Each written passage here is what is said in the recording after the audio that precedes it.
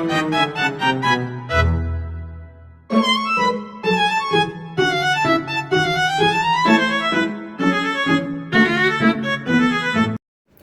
warahmatullahi wabarakatuh. Halo teman-teman semua, perkenalkan nama aku Niken Nayla Sky dari kelas 3A dengan NIM 661242218. Dalam video ini, teman-teman, aku akan menganalisis PT PLN Persero. Jadi, selamat menyaksikan. Jadi teman-teman, yang pertama itu adalah latar belakang. Badan usaha milik negara ini bukan sekadar entitas bisnis biasa. Mereka adalah tulang punggung layanan publik yang dimiliki dan dikendalikan oleh negara untuk memenuhi kebutuhan vital masyarakat jauh melampaui motif keuntungan semata. Dalam era globalisasi di mana energi menjadi kunci kemajuan BUMN seperti ini memastikan bahwa layanan penting seperti transportasi, kesehatan, dan energi tersedia bagi semua lapisan masyarakat termasuk yang kurang mampu. Bayangkan jika listrik hanya diakses oleh masyarakat yang mampu-mampu aja gitu. Teknologi dan ekonomi negara itu akan terhenti. Dengan fokus pada kepentingan publik, BUMN ini tuh membantu mengurangi kesenjangan sosial dan mendorong pembangunan berkelanjutan, menjadikan pilar utama ada dalam sistem ekonomi nasional PT PLN Persero. Contohnya, ini tuh contoh nyata organisasi publik di tengah tantangan energi. Salah satu contoh paling mencolok teman-teman adalah PT PLN Persero. Perusahaan listrik negara ini yang terbentuk perseroan terbatas tetap menjalankan mandat pemerintah untuk menjadikan listrik sebagai kebutuhan dasar bagi lebih dari 80 juta pelanggan di seluruh Indonesia.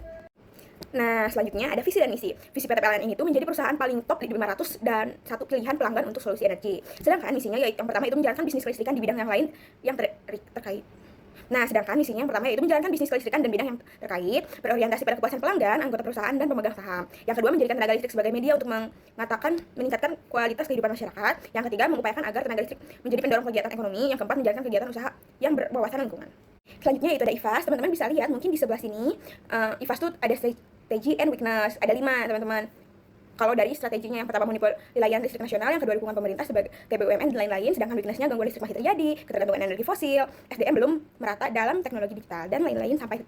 Yang selanjutnya ada EVAS teman-teman, itu yang pertama ada pemerataan listrik nasional 80%, digitalisasi, energi terbarukan, selanjutnya ada prosedur listrik swasta, terus kenaikan harga energi fosil, infrastruktur rusak akibat cuaca yang ekstrim. Nah, setelah membahas IFAS tadi, yang pertama itu ada total teman-teman, total IFAS bobot 1, skor total 2,48, skornya 2,48 menunjukkan kekuatan sedikit lebih dominan, tetapi masih ada kelemahan penting seperti SDM, biaya dan gangguan yang perlu ditangani. Terus total IFAS-nya bobotnya 1, skor totalnya 2,48, menandakan peluang cukup besar tetapi ada ancaman nyata. Seperti tadi kompetitor, biaya energi, infrastruktur yang perlu diantisipasi. Teman-teman selanjutnya bisa lihat kuadran di sini. Nah, selanjutnya ada matrik SVOT, yang pertama strategi SO, yaitu memperluas layanan digital mobile PLN dan e-metering dan lain-lain. Terus ada strategi ST-nya, yaitu memperkuat keamanan siber untuk melindungi sistem PLN dan lain-lain. Terus selanjutnya ada strategi WO, yaitu memperbaiki performa mobile PLN agar lebih stabil dan cepat. Dan yang terakhir ada strategi WT, yaitu modernisasi infrastruktur tua untuk mencegah gangguan besar.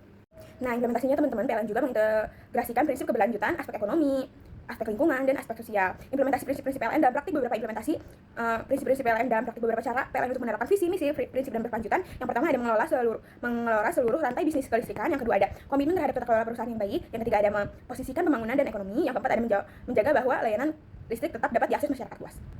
Nah, selanjutnya ada di BLN score, teman-teman bisa lihat.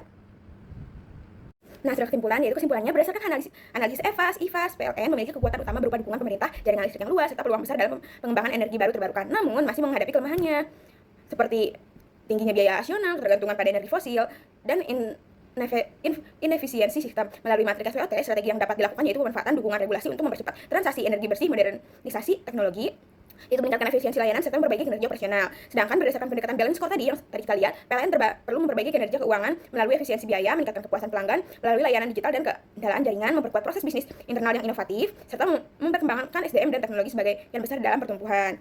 Mungkin sekian dari saya, kurang dan lebihnya mohon dimaafkan. Wassalamualaikum warahmatullahi wabarakatuh. Dadah.